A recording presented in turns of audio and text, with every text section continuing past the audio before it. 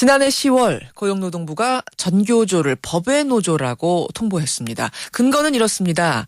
해직 교사들을 전교조의 조합원으로 포함시키는 게 불법이기 때문이라는 겁니다. 하지만 전교조는 학교의 비리를 고발하다가 부당하게 해고된 교사들이기 때문에 배제할 수 없다고 버텼고요. 결국 법외 노조 통보를 받은 거죠. 그러자 전교조는 행정법원에 이 통보가 부당하다고 취소 소송을 냈는데요. 바로 오늘 그 1심 판결이 내려집니다. 만약 전교조가 오늘 패소를 하면 법외 노조가 되면서 단체 교섭권 사라지고요. 모든 정부 지원 끊기고요. 조합비 원천 징수도 중지되고요. 노조 전임자들은 학교로 복귀를 해야 하는 거죠. 오늘 1심 판결을 앞두고 법외 노조가 맞다는 측과 법외 노조가 아니라는 전교조의 입장, 일종의 최후 변론이 되겠네요. 차례로 들어보겠습니다. 먼저 전교조를 법외 노조로 판결해달라고 탄원서까지 낸 곳입니다. 공교육 살리기 학부모 연합의 이희범 사무총장 연결을 해보죠. 사무총장님 안녕하세요. 예, 안녕하십니까. 왜 전교조가 법외 노조가 돼야 한다고 탄원서까지 제출하신 걸까요? 일단 실정법인 노동조합법을 위반했습니다. 그래서 2012년에 이미 최고법원인 대법원에서 전교조가 법외 노조라는 사실이 확정 판결이 되었기 때문에 네. 행정법원에서도 전교조 법외 노조 심판을 해야 된다고 저희들은 생각합니다. 네. 문제는 법적 판단이라는 말씀이신데 말씀하신 대로 지금 정부는 이제 해고 교사를 노조에 가입시키고 활동시킨 게 교원 노조법에 위반된 거다라는 이유를 댔습니다만 전교조 측에서는 부당하게 해고된 조합원이기 때문에 조합원 자격을 유지해야 한다. 이것은 국제노동기구 ILO에서도 그렇게 권고를 하고 있다라고 주장을 하는데요. 그건 전교조의 일방적 주장이고요. 부당 해고된 사람들은 다 복직이 되었습니다. 그리고 지금 현재 조합원이 아닌 자들은 부당 해고뿐만 아니라 실정법을 위반해서 해직된 교사들입니다. 그런데 문제가 된 그 해직 교사 9명을 이렇게 보니까요. 사학 비리를 고발하면서 도로에서 시위하다가 도로교통법 위반에 걸렸다든지 혹은 진보교육감 선거에서 소액 후원을 해서 선거법 위반으로 걸린 경우 이 경우는 이제 법적 다툼이 있어서 지금 헌법 소원까지 가는 상태고 이런 거기 때문에 말씀하신 대로 중대한 실정법 위반이냐라는 부분에 있어서 문제 제기를 하는 것 같은데요. 전교조는. 대한민국 법치국가고 작은 법이든 큰 법이든 위반하면은 이미 법을 위반한 것이 아닙니까? 도로교통법 위반이냐 아니냐의 문제가 아니다. 그렇죠. 어떤 작은 법이든 큰 법이든 그건 법 앞에 누구나 평등한 것이고 그러면 처벌을 받으면은 법적 판결에 따라야 되는 게 국민의 어떻게 보면 지금 이 시대를 살아가는 사람들의 사회적 약속인데 왜 다른 집단은 다 어떤 처벌을 받고 감내를 하는데 왜 전교조는 그걸 끝까지 그렇게 거부를 하느냐 이거죠. 근데 전교조에서는 갑자기 이걸 문제 제기하고 법외 노조로 지정해버린 건 이건 어떤 전교조에 대한 탄압, 사형 선고, 정치적인 의도가 개입된 거라고 본다 이런 이야기를 합니다. 그러니까 과거부터 이런 일은 계속 있어 왔다는 건데 왜 갑자기 이러느냐라는 주장인데요. 이거는 갑자기가 아닙니다.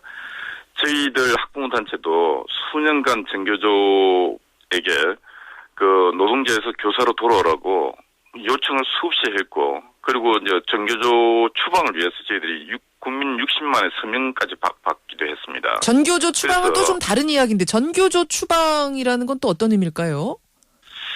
전교조가 어떻게 보면 교사 집단인데, 저희들 학부모가 봤을 때는 교육에 집중하고 해야 될 이 교사들이 너무 정치투쟁, 이념투쟁을 너무 많이 하고 있기 때문에, 학부모들, 학생 입장에서는 올바른 교사의 길을 걷고 있지 않다.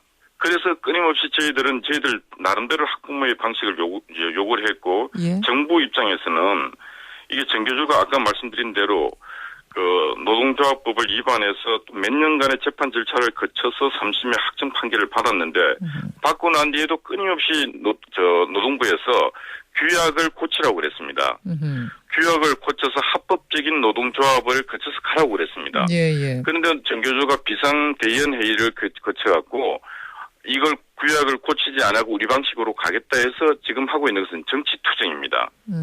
정치투쟁. 그래서 전국 공무원 노조도 똑같은 경우인데 전국 공무원 노조는 정부의 법의 판결을 따르지 않습니까? 왜 전국 공무원 노조는 판결을 따르는데 전교조는 따르지 않습니까?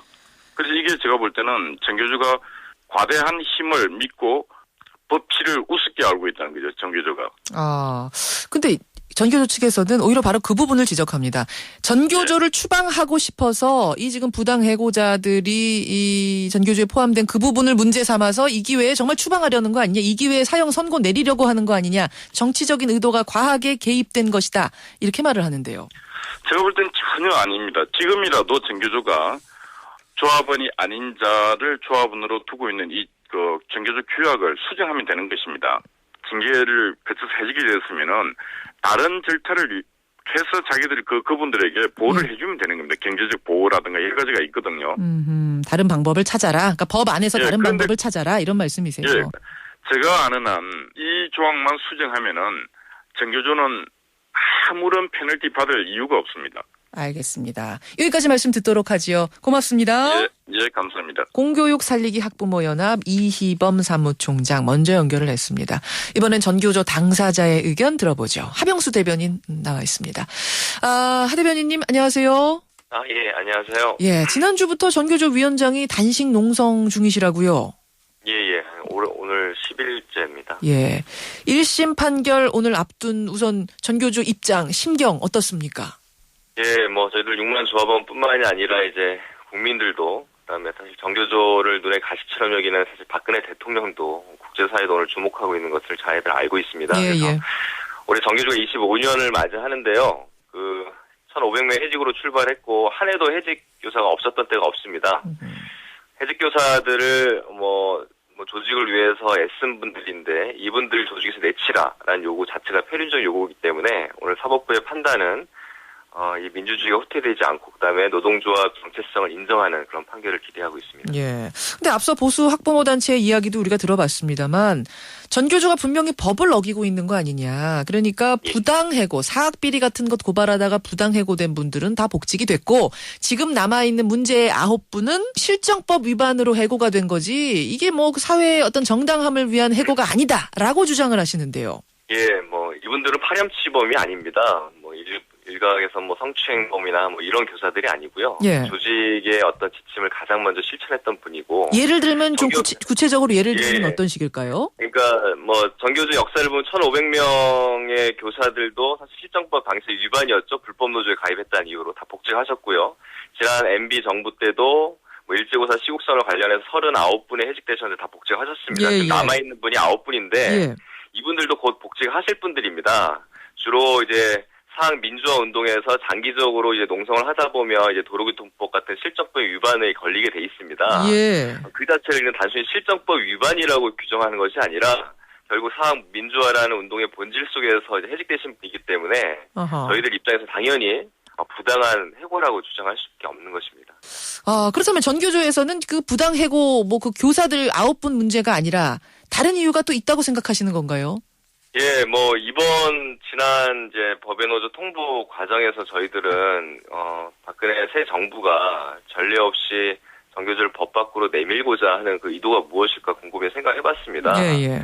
그래서 전교조 탄압이 아닌가 그렇게 생각할 수밖에 없는 여러 가지 상황들이 있었고요. 그 구체적인 이유는 저희들 법외노조가 통보되면 노조 전임자의 복귀는 당연한데 사실 노조 원천 징수가 조합비 납부 체제도 끊고 사무실 임대 지원도 끊고 이거는 불법 노조가 아닌 이상은 그렇게 할 수 없는 거거든요. 예. 마치 때를 기다렸다는 듯이 그런 후속 조치들이 나왔던 것만 보더라도 이거 단순히 전교조를 법에 노조화시키겠다기보다도 전교조를 무력화시키려는 의도가 아닌가 그렇게 해석할 수밖에 없습니다.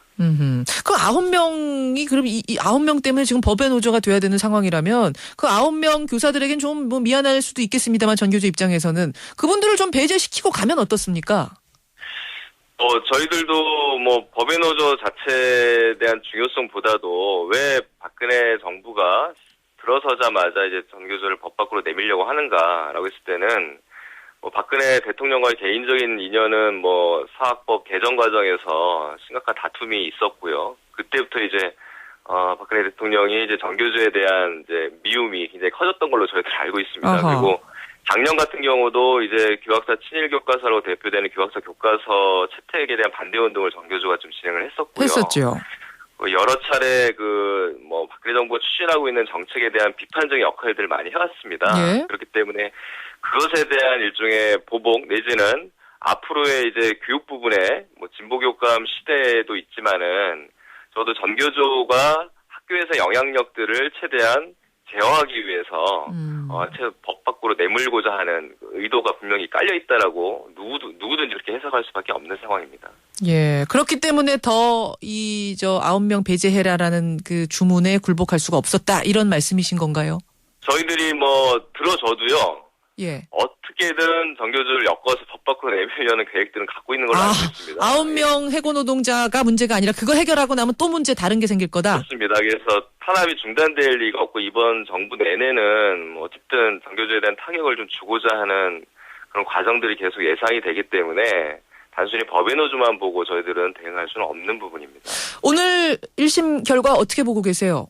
1심 재판부가 판단할 문제지만 지난 효력중지 가처분 인용을 했던 재판부입니다. 그 당시 이제 해직교사가 있다고 해서 그것이 노조의 자주성을 침해했는지에 대해서는 다툼의 소지가 있다라는 게 현재 1심 재판부의 지난번에 판결문이었습니다. 예, 예. 그래서 그 맥락이라면 충분히 저희들이 승소할 수 있겠지만 법리적인 판단보다는 좀 지금 박근혜 정부의 어떤 의중을 살피는 판결이 나오지 않을까 그런 우려도 좀 되는 부분이 있습니다. 만약 패소가 되면은 항소는 당연히 하실 거죠? 예, 항소와 함께 또 효력중지 가처분 신청을 또 진행할 예정입니다. 알겠습니다. 예, 오늘 양측의 입장을 들어봤습니다. 1심 판결 어떻게 나오는지 여러분 관심 갖고 좀 지켜보시고요. 전교조 입장 잘 들었습니다. 고맙습니다. 예, 고맙습니다. 전교조 하병수 대변인이었습니다.